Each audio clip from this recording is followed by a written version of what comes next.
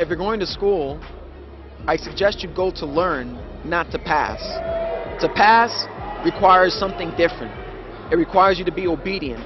It requires you to think inside the box, and it doesn't require you to be creative. I want you to go there and learn. Learn the subject.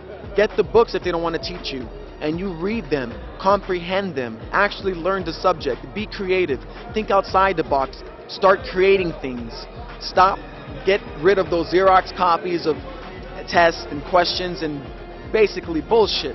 Get out there and actually learn something. And if the schools don't got it for you, then trust me, I learned most of my stuff in the public library. There's tons of books there. Read. Done with school in general. I think the way the schools are organized is just a load of crap. You know, they're just teaching kids how to work a 9 to 5. I couldn't stand the way the curriculum was going in school, you know, like the way they wanted to teach kids. It was like they walk in, give you a packet, sit down, and just make you do busy work all day, you know. There was no really interactive teaching, and where did I see that? Is around 10th grade. I had I guess the most, the teacher that stood out the most, one of my language arts and creative writing teacher, Jason Crespo.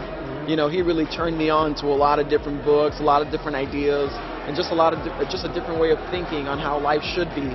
So at that point, I started really just trying to look for truth instead of just, you know, just doing the work to get by. Did you go to college? No, I did not. I was kicked out of high school. You were kicked out of high school? What year did you make it for? I got kicked out of my senior year. I used to get into lots of fights in high school. I actually had two scholarships. Three scholarships. One for creative writing, one for creative arts, and one for wrestling.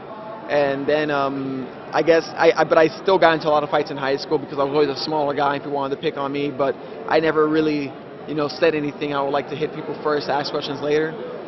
And then one day some guy tried to steal my friend's purse and I caught him. And then long story short, I taught him a lesson and they brought me to the principal's office and said we couldn't take matters into our own hands, and then she was going to suspend me once more.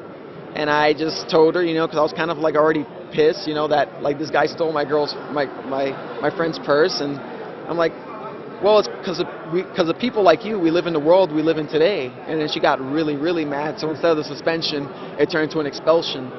So, it is what it is, you know. It turned out for the better.